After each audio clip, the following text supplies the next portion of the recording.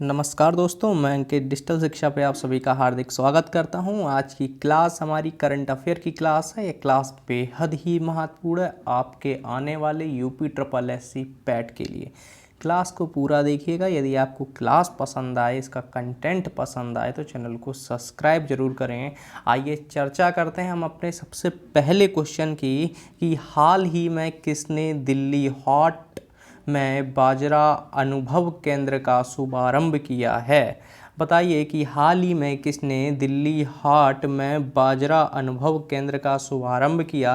क्या यह नारायण तातू राणे हैं, या नितिन जयराम गडकरी, या फिर नितिन गडकरी हैं, या गिरिराज सिंह हैं, या नरेंद्र सिंह तोमर हैं। इस क्लास में वो क्वेश्चन लिए गए हैं जो आपकी परीक्षा में आने के लायक है, इसलिए क्लास को पूरा जरूर देखिएगा। बेहद ही महत्वपूर्ण क्लास है। बताइएगा, तो हमारा जो पहला क्वेश्चन है कि हाल ही में किसने दिल्ली हाट में बाजरा अनुभव केंद्र का शुभारंभ किया। आप बताएंगे भैया कि जो भारत के कृषि मंत्री हैं, तो भारत के कृषि मंत्री कौन है। आप बताएंगे नरेंद्र सिंह तोमर। तो नरेंद्र सिंह तोमर जो कि भारत के कृषि मंत्री हैं, इन्होंने हाल ही में, सुनिए, इन्होंने हाल ही में नई दिल्ली के दिल्ली हाट में मिलेट्स एक्सपीरियंस सेंटर का उद्घाटन किया है। अब भैया ये जो एक्सपीरियंस सेंटर खोला गया है, ये मिलेट्स एक्सपीरियंस सेंटर की जो स्थापना है वो आम जनता में मिलेट्स के अधिग्रहण को बढ़ावा देने के लिए की गई है। आपको याद भी होगा कि जो 2023 वाला जो साल कहा गया था वो मिलेट्स का साल कहा गया है। ठीक है, याद रखिएगा। तो हाल ही में किसने दिल्ली हाट में बाजरा अनुभव केंद्र, आप बताएंगे नरेंद्र सिंह तोमर। नरेंद्र सिंह तोमर कौन है, तो आप बताएंगे भारत सरकार के कृषि मंत्री नरेंद्र सिंह तोमर हैं। ठीक है, याद रखिएगा। आइए अगले क्वेश्चन की ओर बढ़ते हैं कि हाल ही में परमाणु ऊर्जा आयोग के नए अध्यक्ष कौन बने। क्या यह प्रवीण सूद बने, या नल्लाथम्बी कलाई शेरवी बने, या ए की मोहंती बने, या डॉक्टर मनोज सैनी बने।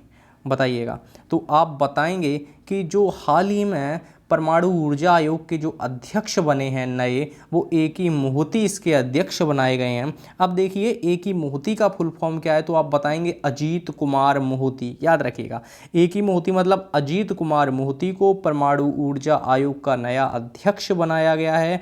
अब देखिए अजीत कुमार मोहती जो कि एक प्रसिद्ध भौतिक विज्ञान, यानी कि जो प्रसिद्ध भौतिक विज्ञानी भी हैं और परमाणु ऊर्जा आयोग के नए अध्यक्ष भी हैं ये।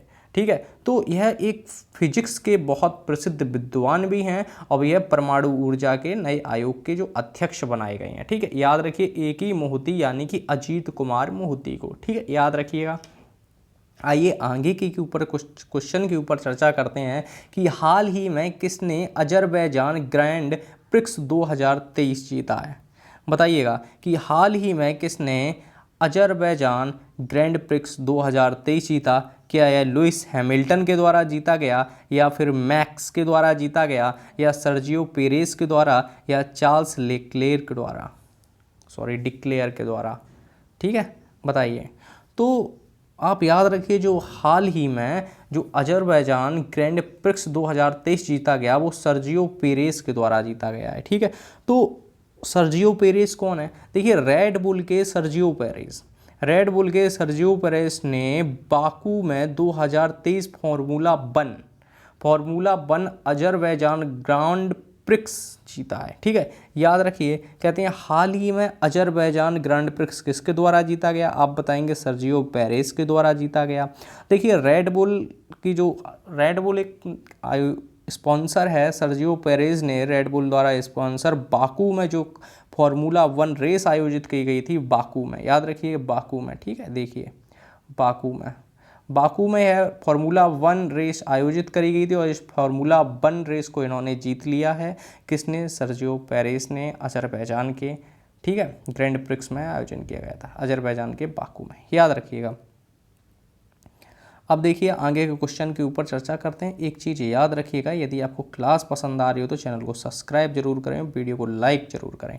देखिए हाल ही में किस जोड़ी ने बैडमिंटन एशिया चैंपियनशिप में स्वर्ण पदक जीत कर इतिहास रचा है।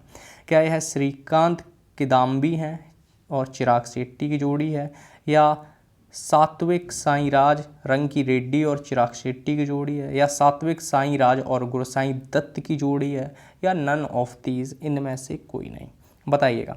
तो आपका जो आंसर है, जो हाल ही में बैडमिंटन एशिया चैंपियनशिप में जो स्वर्ण पदक जीता है वो सात्विक साईंराज और चिराग शेट्टी के द्वारा जीता गया है। अब देखिए, जो यह सात्विक साईंराज और जो चिराग शेट्टी की जोड़ी है वो 23 अप्रैल को, याद रखिए कब, 23 अप्रैल को यह जो जोड़ी है बैडमिंटन एशिया चैंपियनशिप में स्वर्ण पदक जीतती है, और यह पहली भारतीय पुरुष युगल जोड़ी है। ठीक है, तो पहली भारतीय पुरुष युगल जोड़ी सात्विक साईंराज और रंकी रेड्डी की जोड़ी है, और रंकी रेड्डी और चिराग शेट्टी, जिसने 23 अप्रैल को बैडमिंटन एशिया चैंपियनशिप में स्वर्ण पदक जीतकर पहली बार इतिहास रच दिया है, याद रखिएगा।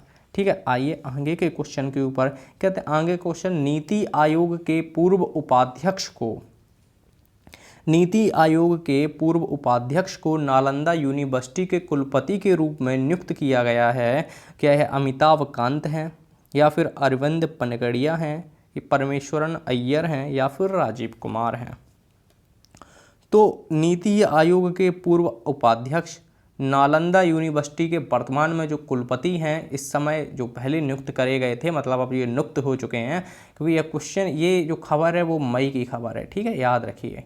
तो इस समय कौन है, आपसे पूछा गया किसे नियुक्त किया गया है, तो आप बताएंगे कि इस क्वेश्चन का जो आंसर वो अरविंद पनगड़िया है। ठीक है, तो अरविंद पनगड़िया जो पहले नीति आयोग के उपाध्यक्ष हुआ करते थे, अब नालंदा यूनिवर्सिटी के इनको कुलपति नियुक्त किया गया है, किसे, अरविंद पनगड़िया को, याद रखिएगा। और क्वेश्चन बेहद ही महत्वपूर्ण, बराबर कोई ना कोई परीक्षा में पूछा गया है, इसलिए अवश्य ही ध्यान रखिएगा। यदि आप चैनल पे नए हैं तो चैनल को एक बार सब्सक्राइब जरूर करें और वीडियो को लाइक जरूर करें।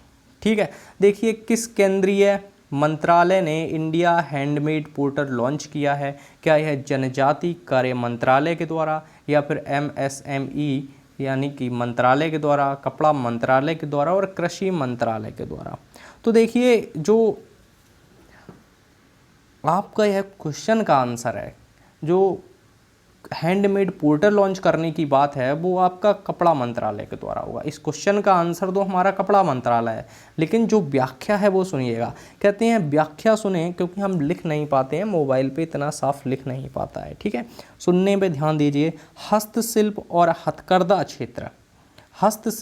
हथकरघा क्षेत्र को बढ़ावा देने के लिए केंद्रीय कपड़ा मंत्रालय के द्वारा इंडिया हैंडमेड पोर्टल लॉन्च किया गया है। ठीक है, किसको बढ़ावा देने के लिए, तो आप बताएंगे हस्तशिल्प और हथकरघा से बने जो कपड़े होते हैं उनको बढ़ावा देने के लिए यह हैंडमेड पोर्टल लॉन्च किया गया। किसके द्वारा, आप बताएंगे कपड़ा मंत्रालय के द्वारा यह पोर्टल लॉन्च किया गया है। केंद्रीय कपड़ा मंत्री कौन है, तो आप बताएंगे भैया कि केंद्रीय कपड़ा मंत्री इस समय पीयूष गोयल हैं। इन्होंने गुजरात से यह पोर्टल लॉन्च किया है। अब गुजरात से यह पोर्टल लॉन्च किया है, तो केंद्रीय कपड़ा मंत्री पीयूष गोयल ने, किसने, तो केंद्रीय कपड़ा मंत्री पीयूष गोयल ने गुजरात से यह पोर्टल लॉन्च किया है। और यह पोर्टल है वो हस्तशिल्प और हथकरघा के क्षेत्र को बढ़ावा देने के लिए यह पोर्टल लॉन्च किया गया। पोर्टल का नाम है हैंडमेड पोर्टल। ठीक है, याद रखिएगा। अब आगे के क्वेश्चन में कि हाल ही में किस अभिनेत्री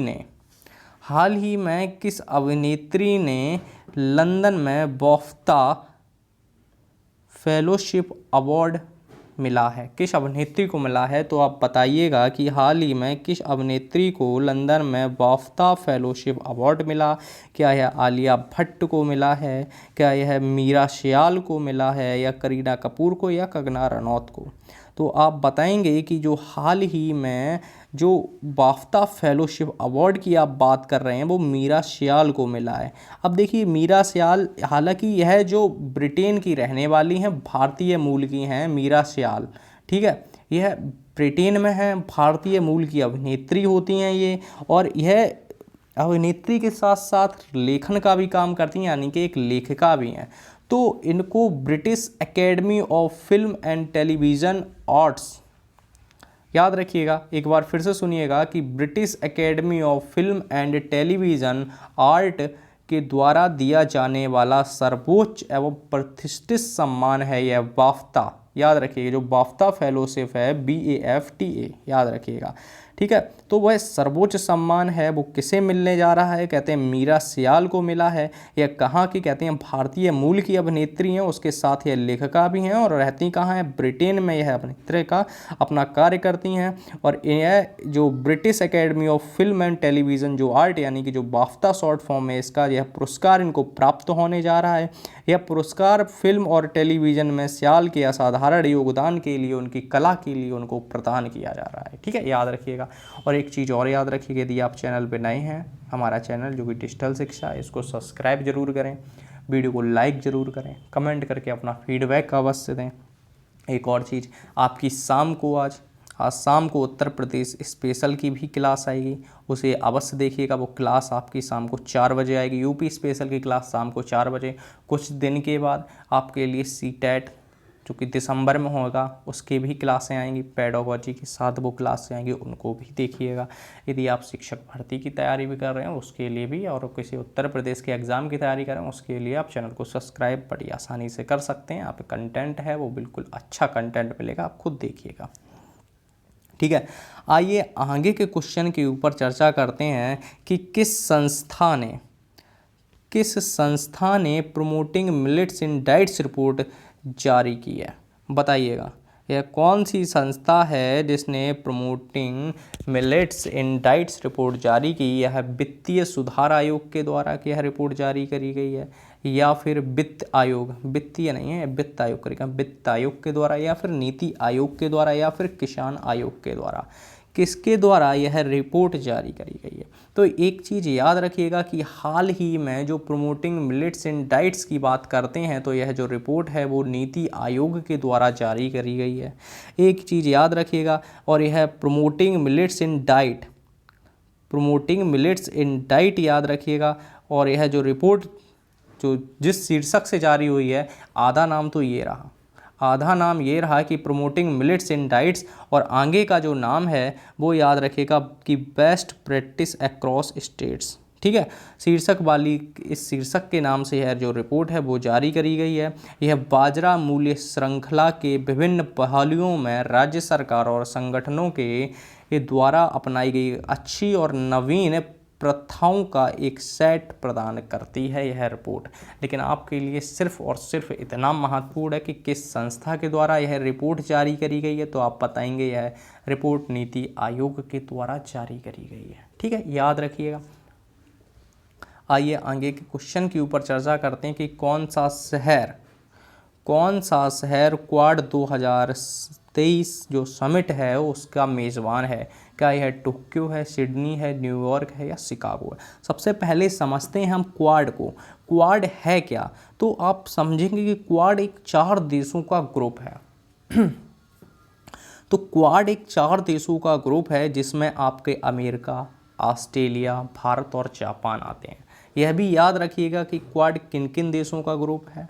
तो क्वाड 4 देशों का ग्रुप है जिसमें आपके अमेरिका, ऑस्ट्रेलिया, भारत और जापान आते हैं। ठीक है, क्वाड हम बात कर रहे हैं क्वाड की, तो आपसे पूछा जाए कि क्वाड किन किन देशों का ग्रुप है, तो आप बताएंगे सबसे पहले कि क्वाड 4 देशों का ग्रुप है जिसमें से अमेरिका, फिर ऑस्ट्रेलिया, फिर आपका इंडिया और एक बचा देश जापान। यह जो 4 देश हैं मिलकर क्वाड का निर्माण करते हैं। क्वाड की एक चीज़ और याद रखिएगा, क्वाड एक बेहतरीन आपके लिए यहाँ से एक क्वेश्चन बनने की प्रबल संभावना है, ये मोस्ट इम्पोर्टेंट लगाइएगा यहाँ पे। क्वाड के जो देश के जो नेता हैं इनके बीच यह तीसरी व्यक्तिगत बैठक थी। ठीक है, यह जो समिट आयोजन करेगी यह तीसरी व्यक्तिगत इनकी बैठक थी। इसके पहले 2 बैठकें हो चुकी हैं। इसकी पहली बैठक अमेरिका यानी कि USA में हुई, दूसरी बैठक जापान में हुई, और ये वाली जो बैठक है, यह जो तीसरे क्रम की बैठक है, यह ऑस्ट्रेलिया के सिडनी में हुई है, याद रखिएगा। और यह सिडनी में होने वाली, यह ऑस्ट्रेलिया के अंदर होने वाली पहली बैठक है।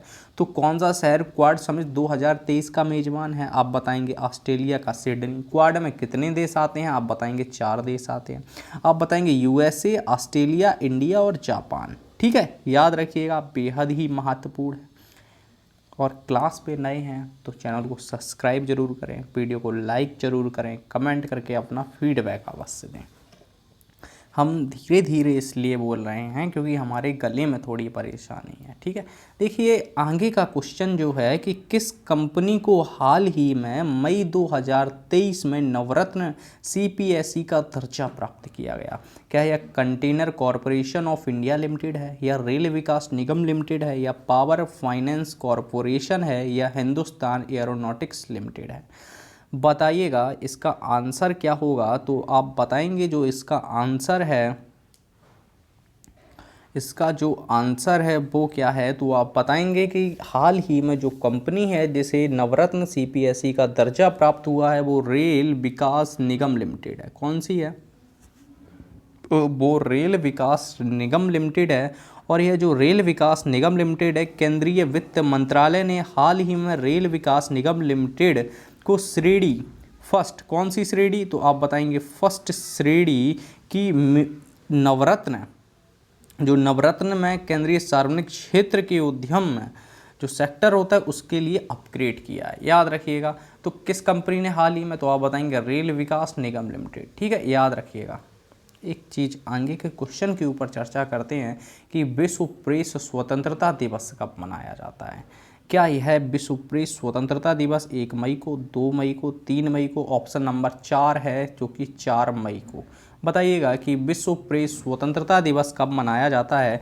तो आंसर जानने से पहले एक चीज़ समझ लेते हैं कि प्रेस की स्वतंत्रता के महत्व के बारे में जागरूक करने के लिए, देखिए कोई दिवस होता है उस दिन की, उस चीज़ की जिसके लिए वह मनाया जाता है, उस चीज़ की बढ़ावा देने के लिए, उसके प्रति जागरूक करने के लिए वह मनाया जाता है। और यह जो प्रतिवर्ष मनाया जाता है वो मनाया जाता है 3 मई को। किस दिन? तो आप बताएंगे कि विश्व प्रेस स्वतंत्रता दिवस है जो कि 3 मई को मनाया जाता है। इसकी जो थीम है, आपसे 2023 की थीम भी पूछी जा सकती है पेपर में। तो 2023 की जो थीम है वो सुनिएगा, shaping a future of right. ठीक है, देखिए shaping a future of right किसकी थीम है? कहते हैं विश्व प्रेस स्वतंत्रता दिवस की थीम है।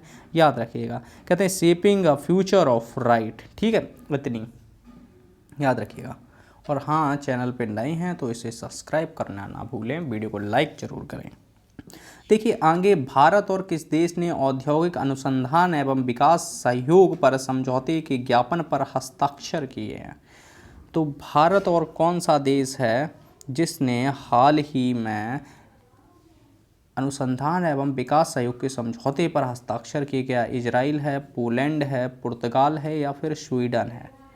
तो यह जो देश है, आप याद रखिएगा, आजकल वर्तमान में काफ़ी ज़्यादा चर्चे में है। इतना ज़्यादा चर्चे में आप सीधे आप नज़र डाल सकते हैं तो नाम आएगा इजराइल का। ठीक है, तो हाल ही में भारत और इजराइल ने कई प्रमुख प्रौद्योगिकी क्षेत्र में ध्यान देने के साथ साथ औद्योगिक अनुसंधान और विकास सहयोग पर एक समझौते ज्ञापन पर हस्ताक्षर भी किया है। यह एरोस्पेस, याद रखिएगा, यह एरोस्पेस के रूप में भी है एक क्षेत्र, यह इलेक्ट्रॉनिक्स और इंस्ट्रूमेंटेशन के रूप में भी है एक क्षेत्र है। यानी कि ये जो 2 क्षेत्र प्रमुख रूप से हैं, एक एरोनॉटिक्स, एक इलेक्ट्रॉनिक्स और इंस्ट्रूमेंटेशन के रूप में है। ठीक है, याद रखिएगा। तो भारत ने किस देश के साथ, आप बताएंगे इजराइल के साथ, कौन सा औद्योगिक अनुसंधान एवं विकास सहयोग के समझौते पर हस्ताक्षर किए? किसके साथ? इजराइल के साथ। ठीक है, याद रखिएगा। आइए आगे की, कहते हैं world press freedom index. World press freedom index में जो 180 देशों की कुल जारी होती है उसमें जो भारत का स्थान है वो किस क्रम पे है? क्या यह 150, 157, 175 या फिर 161? बताइएगा। कहते हैं यह जो रिपोर्ट होता है वो किसके द्वारा, सबसे पहले आपसे यही जारी पूछा जा सकता है। तो आप बताएंगे भैया यह जो रिपोर्ट जारी करी जाती है, यह जो रिपोर्ट जारी करता है वो रिपोर्टर्स विदाउट बॉर्डर्स के द्वारा, एक संस्था है reporters without borders, reporters without borders के द्वारा यह एक संस्था यह जारी करी जाती है। कुल देश 180, भारत का क्रम आप बताएंगे तो 161 इसमें भारत का क्रम है। आपका ऑप्शन कौन सा? चौथा सही, 161। ठीक है, तो पहले स्थान पे कौन है, तो आप बताएंगे पहले स्थान पे नॉर्वे है इसमें, ठीक है। तो वर्ल्ड प्रेस फ्रीडम इंडेक्स 2023 जो कि 180 देशों की सूची के साथ जारी हुई, इसमें भारत का स्थान 161वां है, पहले स्थान पे नॉर्वे है। तो किसके द्वारा जारी करी जाती है, तो बताएंगे रिपोर्टर्स विदाउट बॉर्डर्स के द्वारा यह रिपोर्ट जारी करी जाती है। भारत का स्थान पूछे आप बताएंगे 161वां स्थान भारत का है, ठीक है। आगे का क्वेश्चन देखिए, हाल ही में किसने स्नूकर विश्व चैंपियनशिप का खिताब जीता है? क्या यह मार्क सेल्बी के द्वारा, लुका ब्रेसेल के द्वारा, पंकज आडवाणी के द्वारा, या इनमें से कोई नहीं? तो स्नूकर विश्व चैंपियनशिप की जब बात आती है तो आप बताएंगे कि यह जो खिताब जीतने वाले हैं वो लुका ब्रेसेल हैं, ठीक है। याद रखिएगा, लुका ब्रेसेल जो कि 28 वर्ष के हैं। कितने वर्ष के, तो आप बताएंगे लुका ब्रेसेल्स 28 वर्ष के हैं और एक स्नूकर खिलाड़ी हैं लुका ब्रेसेल, और यह मार्क सेल्वी को हराकर, किसको हराकर, तो मार्क सेल्वी को हराकर। तो स्नूकर के उपविजेता पूछा जाए तो आप मार्क सेल्वी बता देंगे, जीतने वाला लुका ब्रेसेल होता है। किसे हराया, मार्क सेल्वी को हराया था, ठीक है। याद रखिएगा, अपना इन्होंने पहला विश्व चैंपियनशिप का इन्होंने अपना खिताब जीता, लुका ब्रेसेल के द्वारा यह खिताब जीता गया है, ठीक है। अगर आपसे पूछा जाए कि लुका ब्रेसेल किस देश के रहने वाले हैं तो आप बताएंगे यह बेल्जियम के रहने वाले हैं, ठीक है। याद रखिएगा, तो यह बेल्जियम के रहने वाले हैं, ठीक है। आइए आगे, कहते हैं भारत ने किस देश के साथ मिलकर net zero innovation virtual centre launch किया है? क्या यह जापान के साथ, अमेरिका के साथ, यूके के साथ, या फिर जर्मनी के साथ? तो कौन सा, कहते हैं net zero innovation virtual centre. Net zero innovation virtual centre Bharat ने किस देश के साथ मिलकर लॉन्च किया है?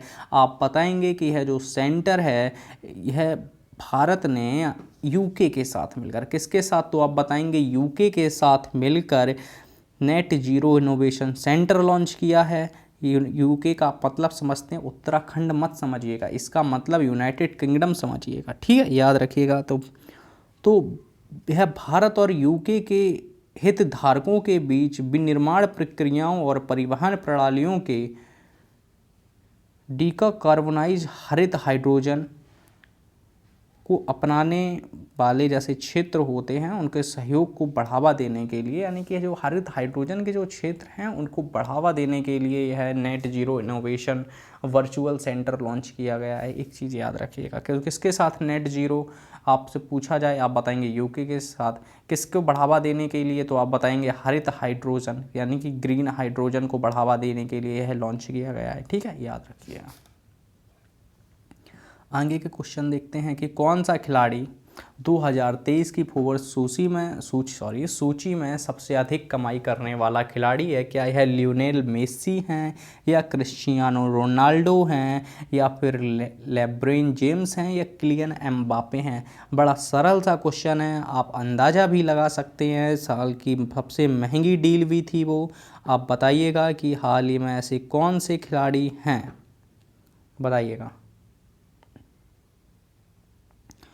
तो यह जो खिलाड़ी हैं, यह चीज़ याद रखिएगा कि यह क्रिस्टियानो रोनाल्डो हैं। तो फोर्ब्स की सूची में जो टॉप करने वाले, सबसे ज़्यादा कमाई करने वाले जो खिलाड़ी हैं वो आप बताएंगे कि यह जो खिलाड़ी वो क्रिस्टियानो रोनाल्डो हैं। और क्रिस्टियानो रोनाल्डो की आप किस लिए चर्चा में थे, आप याद रखिए, एक डील हुई थी, जो डील हुई थी वो सऊदी अरब का एक क्लब है, याद होगा आपको, अल नसर नाम का यह सऊदी अरब का क्लब है। यह इसी में गए थे मैनचेस्टर सिटी से, और यह जो डील है वो सबसे ज़्यादा महंगी थी, इसलिए हाई पेड। लगभग इन्होंने पिछले 12 महीनों में इनकी जो कमाई है, पिछले 12 महीनों की इन्होंने 136 मिलियन अमेरिकी डॉलर की कमाई की है। याद रखिएगा कितनी, तो 136 मिलियन अमेरिकी डॉलर की क्रिस्टियानो रोनाल्डो ने कमाई की है। सबसे ज़्यादा कमाई करने वाले फोर्ब्स की सूची में नंबर 1 पे हैं क्रिस्टियानो रोनाल्डो, ठीक है। याद रखिएगा। चैनल पे नए हैं तो चैनल को सब्सक्राइब जरूर करें, वीडियो को लाइक ज़रूर करें, कमेंट करके अपना फीडबैक अवश्य दें, और आप धीरे धीरे आपकी क्लास उसी क्रम में चालू होती जाएंगी। हाल ही में कोल इंडिया के अगले प्रमुख होंगे? या क्या है शुभम गोयल होंगे, या पीएम प्रसाद होंगे, या दीपक अग्रवाल होंगे, या प्रमोद अग्रवाल होंगे? बताइएगा कि कोल इंडिया के जो अगले प्रमुख होंगे तो आप बताएंगे कि यह पीएम प्रसाद होंगे। ठीक है, तो कोल इंडिया के हाल ही में जो अगले प्रमुख बनाए गए वो पीएम प्रसाद को बनाया गया। इनका पूरा नाम अगर पूछा जाए तो आप बताएंगे पोलावरम, बड़ा अजीब सा नाम है, सुनिएगा, पोलावरापू मल्लिकार्जुन प्रसाद। ठीक है, को कोल इंडिया लिमिटेड के अध्यक्ष और प्रबंध निदेशक के नियुक्त किया गया है। ठीक है, याद रखिएगा। तो आप शॉर्ट फॉर्म मैंने इसीलिए लिखा था पीएम प्रसाद। ठीक है, याद रखिएगा, पीएम प्रसाद को हाल ही में कोल इंडिया के अगले प्रमुख के रूप में नियुक्त किया गया है। ठीक है, याद रखिएगा। हाल ही में कैसे 5 साल के लिए, यह क्वेश्चन थोड़ा कैसे की जगह इसे किस करिएगा। ठीक है, तो कैसे की जगह यहाँ पे क्या होगा तो आप करिएगा किसे। हाल ही में किसे 5 साल के लिए विश्व बैंक का अध्यक्ष नियुक्त किया गया? तो क्या यह डेविड मलपास को, अजय बंगा को, सुमन बेरी को, या पीएम प्रसाद को? यह क्वेश्चन यदि आप करंट अफेयर की हमारी क्लास देखते हैं तो आपको यह क्वेश्चन भी याद होगा। यह क्वेश्चन हम दोबारा लेके आए क्योंकि यह मोस्ट इम्पोर्टेंट क्वेश्चन है। इसका जो आंसर है, यह इसका आंसर अजय बंगा है। उस क्लास में हमने विशेष रूप से बताया था एक बहुत ही डिटेल के साथ कि अजय बंगा के विषय में। एक बार देखिएगा कि इन्होंने अजय बंगा यानी कि इन्होंने मास्टर कार्ड के अध्यक्ष और सीईओ के रूप में कार्य किया है। 2016 में उन्हें चौथी सर्वोच्च नागरिक पुरस्कार पद्मश्री से सम्मानित भी किया जा चुका है। किसे? अजय बंगा के विषय में ये सब बातें हैं। वह इस पद पर पहुंचने वाले पहली भारतीय, अमेरिकी और एशियाई मूल के पहले व्यक्ति हैं। कहते हैं कौन? अजय बंगा। ठीक है, याद रखिएगा। एक चीज़ और याद रखिएगा, डिजिटल शिक्षा को सब्सक्राइब करना और बेल आइकन दबाना जरूर याद रखिएगा। ठीक है, कहते हैं भारत की कौन सी पहली महिला राफेल पायलट जो फ्रांस में अभ्यास करेंगी? रीता मिश्रा, शिवांगी सिंह, रिया अग्रवाल, या फिर सानिया मिर्जा? बताइएगा, भारत की ऐसी कौन सी पहली महिला हैं जो राफेल के अभ्यास करेंगी, वो भी फ्रांस में? बताइएगा। तो आप बताएंगे कि इसका जो आंसर है वो शिवांगी सिंह होने वाला है। इसका जो यानी कि भारत की शिवांगी सिंह जो राफेल पायलट हैं वो फ्रांस में अभ्यास में हिस्सा लेंगी। अभ्यास का अगर नाम पूछा जाए तो आप बताएंगे इस अभ्यास का नाम है ओरियन। ठीक है, क्या नाम है? ओरियन। देखिएगा, ओरियन इस अभ्यास का नाम है। यह राफेल लड़ाकू विमान उड़ाने वाली पहली भारतीय महिला भी हैं। कौन? शिवांगी सिंह। ठीक है, याद रखिएगा। तो भारत की कौन महिला हैं तो आप बताएंगे शिवांगी सिंह। अभ्यास का नाम पूछे तो ओरियन, भारत की पहली राफेल उड़ाने वाली महिला पायलट भी हैं। ठीक है, याद रखिएगा। आरबीआई और किसने वैश्विक प्रौद्योगिकी प्रतियोगिता G20 टेक स्प्रिंट लॉन्च की है? किसके द्वारा लॉन्च करी गई है? क्या यह IMF के द्वारा लॉन्च करी गई, वर्ल्ड बैंक के द्वारा लॉन्च करी गई, BIS या ADB? तो यह BIS का सबसे पहले फुल फॉर्म आप जान लीजिएगा। BIS का होता है बैंक ऑफ इंटरनेशनल सेटलमेंट। ठीक है, याद रखिएगा। तो बैंक ऑफ इंटरनेशनल सेटलमेंट के द्वारा एक वैश्विक औद्योगिक प्रतियोगिता करी गई G20 टेक स्प्रिंट नाम की। किसके द्वारा? बैंक ऑफ इंटरनेशनल सेटलमेंट के द्वारा। और यह G20 टेक स्प्रिंट का यह चौथा संस्करण है। याद रखिए, कौन सा संस्करण है? तो यह चौथा संस्करण होता है। देखिए, सीमा पर इसका जो मुख्य उद्देश्य होता है, इसमें जो फोकस रखा गया वो फोकस भी याद रखिएगा। कहते हैं इसमें जो फोकस रखा गया, सीमा पार भुगतान के लिए नवीन प्रौद्योगिकी समाधान विकसित करना ही इस प्रतियोगिता का लक्ष्य होता है G20 टेक स्प्रिंट का। ठीक है, अगला क्वेश्चन कि भारत किस वर्ष अपना हीट इंडेक्स लॉन्च करेगा? तो आप बताएंगे। देखिए, सीधे सीधे आंसर बताते हैं कि 2024। ठीक है, तो भारत अपना जो टेक स्प्रिंट लॉन्च करेगा यह 2024 में। भारत अपनी आबादी पर गर्मी के प्रभाव को मापने और विशिष्ट स्थानों के विशिष्ट स्थानों के प्रभाव आधारित हीटवेव अलर्ट उत्पन्न करने के लिए 2024 में अपना ताप सूचकांक लॉन्च करेगा। याद रखिएगा कब करेगा, तो 2024 में जो गर्मी पड़ती है, कितनी कहाँ गर्मी है, सब जांचने के लिए, उसके भारत में जो प्रभावित लोग हैं गर्मी से, यह सब पता लगाने के लिए यह लॉन्च किया जाएगा। फिर उसके बाद एक इंडेक्स जारी किया जाएगा, उसमें शहरों का क्रम भी जारी होगा। ठीक है, याद रखिएगा। यदि आप चैनल पर नए हैं तो चैनल को सब्सक्राइब जरूर करें, और हाँ, यूपी स्पेशल की क्लास जरूर देखें, बेहद ही महत्वपूर्ण क्लास है। शंघाई सहयोग संगठन के विदेश मंत्रालयों की बैठक कहाँ आयोजित हुई? अहमदाबाद, मुंबई, गोवा या फिर दिल्ली? तो आप बताएंगे कि जो शंघाई सहयोग संगठन है, इसकी जो बैठक आयोजित की गई थी वो गोवा में आयोजित करी गई थी। देखिए, शंघाई सहयोग संगठन की जो विदेश मंत्रालय की बैठक गोवा में आयोजित करी गई। अब देखिए, शंघाई सहयोग संगठन है, इसमें 8 सदस्य देशों के विदेश मंत्रियों के द्वारा यह बैठक में, यह जो बैठक है 4 और 5 मई को, किसने कितने कहते हैं 8 देश आए थे। 8 देश के जो विदेश मंत्री हैं, डेट याद रखिए 4 और 5 मई याद रखिएगा। ठीक है, ये ज़्यादातर क्वेश्चन सभी मई के हैं। ठीक है, तो 8 देश के विदेश मंत्री हिस्सा लेते हैं। कहाँ पे आयोजित होती है? गोवा में आयोजित होती है। डेट क्या थी? 4 से 5 मई यह डेट होती है। ठीक है, पाकिस्तान के विदेश मंत्री भी आए थे, आप सभी को याद होगा, बिलावल भुट्टो जरदारी ने इस बैठक में भाग लिया था। बिलावल भुट्टो ने लगभग 12 वर्षों में भारत का दौरा करने वाले पहले पाकिस्तानी विदेश मंत्री हैं। 12 वर्ष याद रखिएगा। ठीक है, याद रखिएगा। वर्ष 2023 में भारत शंघाई सहयोग संगठन की अध्यक्षता कर रहा है, और यह अध्यक्षता वाली बैठक कहाँ, आप बताएंगे बनारस की, आपको याद होगा। ठीक है, एससीओ की स्थापना कब करेगी? तो हमने बताया था कि 2001 में जब एससीओ के विषय में पढ़ाया था तो उसमें बताया था 2001 में एससीओ की स्थापना भी करी गई है। ठीक है, याद रखिएगा। बंगाल की खाड़ी में उठने वाला चक्रवर्ती तूफान जो कि साइक्लोन मोचा, जिसका नाम क्या है? याद रखिए, साइक्लोन मोचा।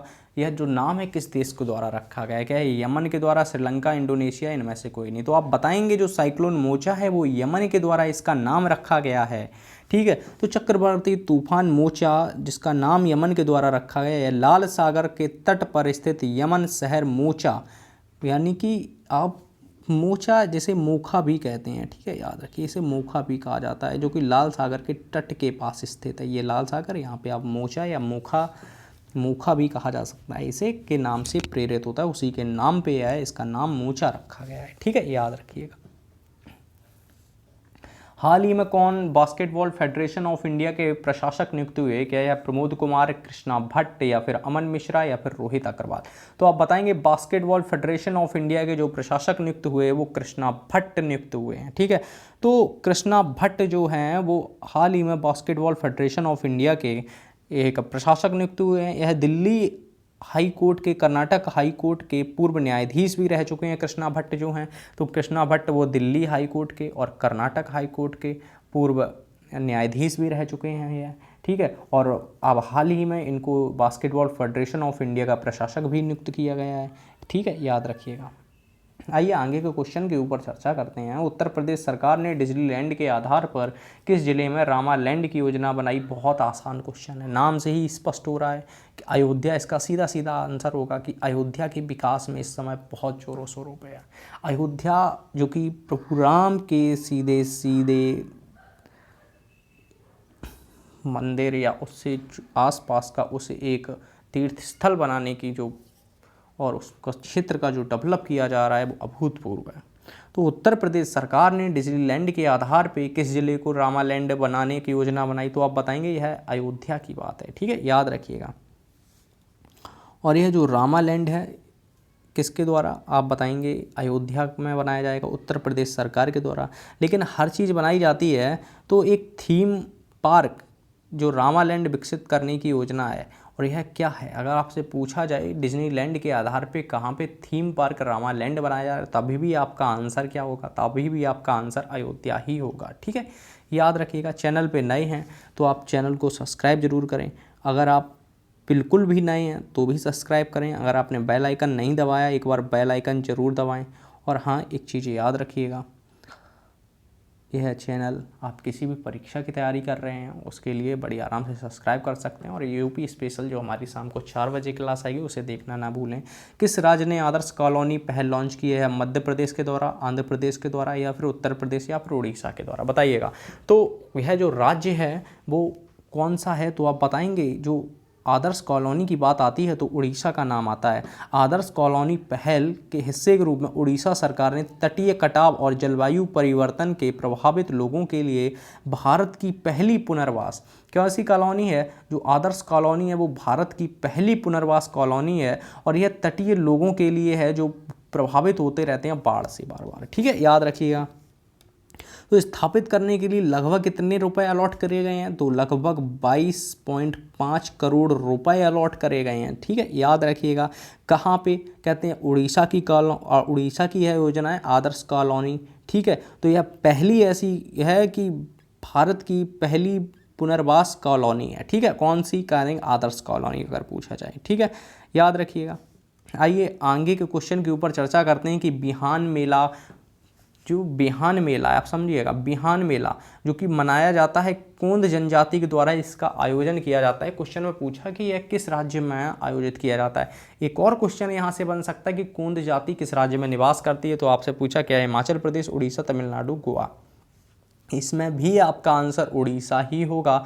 जो बिहान मेला है, बिहान मेला उड़ीसा में जो कोंद जनजाति रहती है इसके द्वारा यह मेले का आयोजन किया जाता है। ठीक है, याद रखिएगा।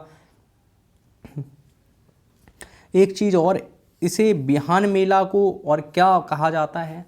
तो आप बताएंगे इसे बीजा उत्सव। इसे बीजा यानी कि जो आपके सीड होते हैं बीज उत्सव के नाम से भी जाना जाता है। अगर आपसे पूछे कि बीज उत्सव यानी कि सीड फेस्टिवल कहाँ मनाया जाता है तो भी आप बताएंगे कि वह उड़ीसा में मनाया जाता है। ठीक है, याद रखिएगा। लिखने गए हम नहीं, आप सिर्फ सुनिएगा, चीज़ों को लिखने में थोड़ी समस्या होती है। ठीक है, और आपकी जो आगे करंट अफेयर की जो एक क्लास आएगी वो टॉपिक वाइज करंट अफेयर की क्लास आएगी, जिसमें हम आपके लिए जो प्रमुख राज्यों में योजना चलाई जा रही हैं उसके लिए है क्लास आएगी। भारत और किस देश के बीच 10वें लैंड पोर्ट का उद्घाटन किया गया है? तो आप बताएंगे भैया कि जो भारत और किस देश के बीच, क्या या बांग्लादेश, ब्राज़ील, इजराइल या नेपाल के बीच? तो भारत, देखिए ये दो आसानी से काट दीजिए, ऑप्शन आपके पास बांग्लादेश और नेपाल है। तो भारत और किस देश के बीच 10वें लैंड पोर्ट का आयोजन किया गया, कहते हैं उद्घाटन किया गया? तो आप बताएंगे भारत और बांग्लादेश के बीच। किसके बीच? तो भारत और बांग्लादेश के बीच 10वें लैंड पोर्ट का उद्घाटन किया गया है। ठीक है, याद रखिएगा। और यह 4 मई 2023 को गृह मंत्री नित्यानंद राय द्वारा मेघालय की जो दाउकी होती है, जो दाउकी में किया गया है। मेघालय में एक दाउकी नामक स्थान है, वहाँ पे यह उद्घाटन किया गया है। लैंड पोर्ट में होगा, क्या कहते हैं, लैंड पोर्ट एक भारत और बांग्लादेश के बीच जो व्यापार है उसे बढ़ावा देने के लिए। ठीक है, याद रखिएगा। यह चीज़ याद रखिएगा कि भारत और बांग्लादेश के बीच व्यापार को बढ़ावा देने के लिए इसका उद्घाटन किया गया है।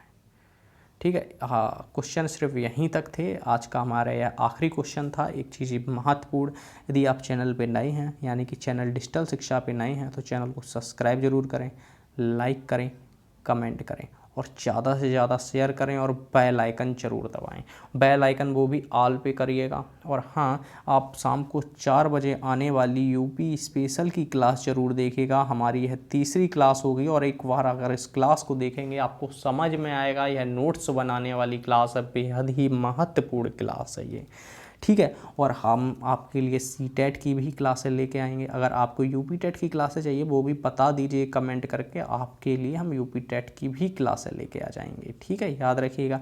चैनल पे नए हैं तो चैनल को सब्सक्राइब जरूर करें, वीडियो को लाइक करें, कमेंट करके अपना फीडबैक अवश्य दें। जय हिंद।